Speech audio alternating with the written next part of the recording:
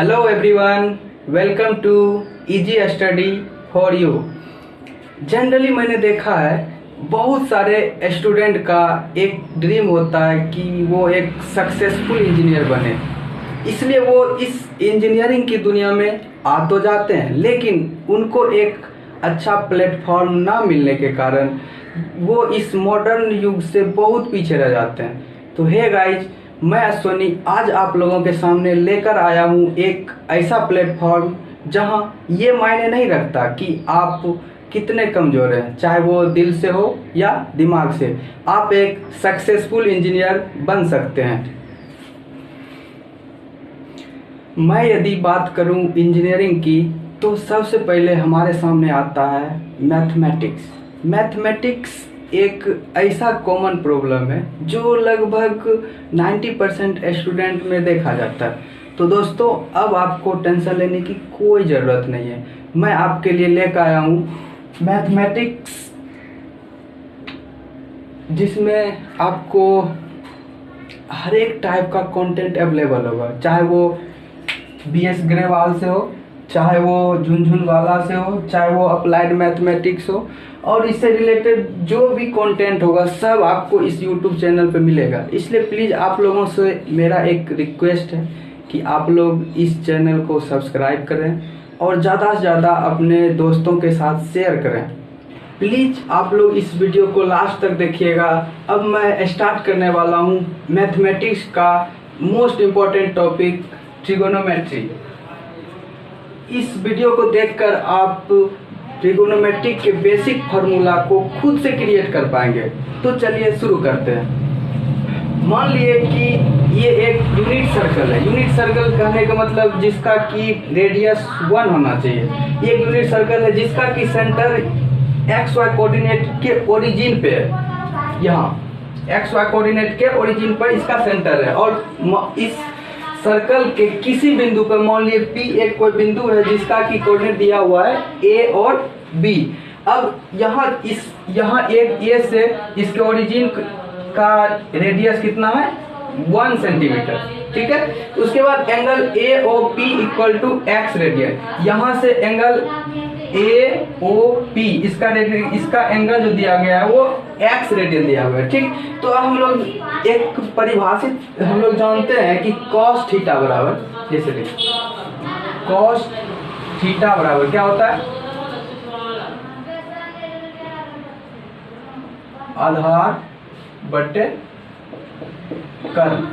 तो यहाँ इसके लिए इस त्रिभुज OMP में आधार इसका A होगा, ठीक है, और उसका जो कर्ण होगा वो 1 होगा, ठीक है। तो इसलिए हम लोग लिख सकते हैं cos थीटा बराबर आधार का वैल्यू A अपॉन 1। तो इसलिए हम लोग लिख सकते हैं cos थीटा या cos थीटा, थीटा की जगह यहाँ x है, इसलिए हम लोग क्या कहेंगे, cos x equal to A, ठीक है। उसके बाद हम लोग आते हैं इसी तरह सिमिलरली sin x बराबर क्या आ जाएगा, B आ जाएगा, क्योंकि sin x बराबर हम लोग जानते हैं लंब बटे कर्ण होता है। तो और इसके लिए लंब क्या होगा, B, इसलिए B/1, तो मतलब sin x बराबर B, ठीक है। उसके बाद हम लोग चूंकि त्रिभुज OMP is a right angle, क्योंकि OMP एक क्या है, समकोण त्रिभुज है, इसलिए हम लोग जानते हैं समकोण त्रिभुज क्या होता है कि इसके लंब का स्क्वायर प्लस आधार के स्क्वायर इक्वल टू कर्ण का स्क्वायर, मतलब OM का स्क्वायर प्लस MP का स्क्वायर इक्वल टू OP का स्क्वायर। इसलिए हम लोग लिख सकते हैं OM इक्वल टू A दिया हुआ है प्लस MP इक्वल टू दिया हुआ है B, तो A square plus B square, और OP का वैल्यू दिया हुआ है, यूनिट है तो मतलब 1, इसलिए OP का वैल्यू 1 हो गया, तो इसलिए A square plus B square बराबर 1 का स्क्वायर। अब हम लोग यहाँ से देख सकते हैं कि A का वैल्यू क्या है, cos x। तो यहाँ हम लिख सकते हैं कि A का वैल्यू क्या है, cos x है, cos x। उसके बाद लिख सकते हैं, देखिए cos square x plus sin square x बराबर 1।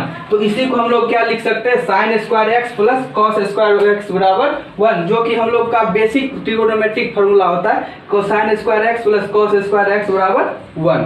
अब हम लोग इसका ट्रिगोनोमेट्री का जो बेसिक जो हम लोग पढ़ते हैं उसका हम वैल्यू कैसे निकाल सकते हैं। तो हम लोग जानते हैं कि इसका जो पहला कोऑर्डिनेट होता है ए, ठीक है, उसका क्या दिया हुआ है 1 0, इसका कोऑर्डिनेट क्या होता है 1 0, और यहाँ जो बी है इसका कोऑर्डिनेट होता है 0 1, उसके बाद सी का कोऑर्डिनेट क्या है -1 और 0, और डी का कोऑर्डिनेट है 0 और -1। तो इस वैल्यू को यहाँ अगर कोई लाइन दिया हुआ है तो इस पर अगर कोई लाइन रहेगा तो वो कितना डिग्री का, दो अगर सिमिलर लाइन है तो वो एक दूसरे के साथ कितना 0 डिग्री का एंगल बनाएगा।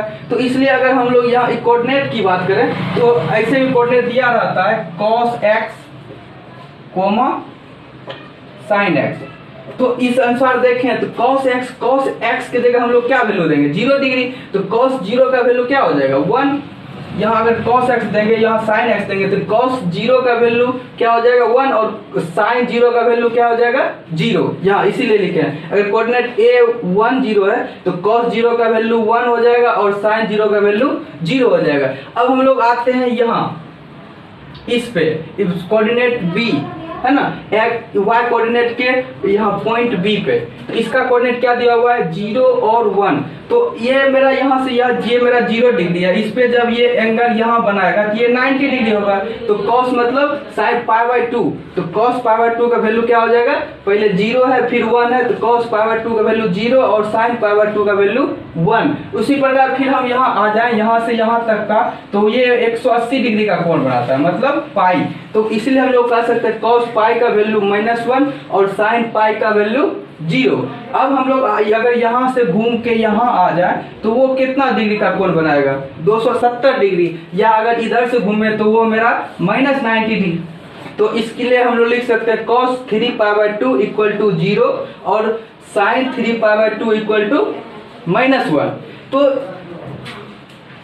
तो देखा आप लोगों ने, बहुत ही आसानी से हम लोगों ने इन ट्रिगोनोमेट्रिक फंक्शन का वैल्यू निकाल पाए। तो अब इस क्लास में बस इतना ही। अब हम लोग मिलेंगे नेक्स्ट क्लास में। इससे नेक्स्ट क्लास में हम लोग ट्रिगोनोमेट्रिक से रिलेटेड हर एक टाइप के फार्मूला को खुद से क्रिएट करने के लिए सीखेंगे। तो इसके लिए बने रहिए हमारे साथ, और अगर ये वीडियो आप लोगों को अच्छा लगे तो इस वीडियो को लाइक करें, शेयर करें और इस चैनल को सब्सक्राइब करें, ताकि आपको हमारे नए वीडियो का नोटिफिकेशन सबसे पहले मिल सके। तब तक के लिए गुड बाय।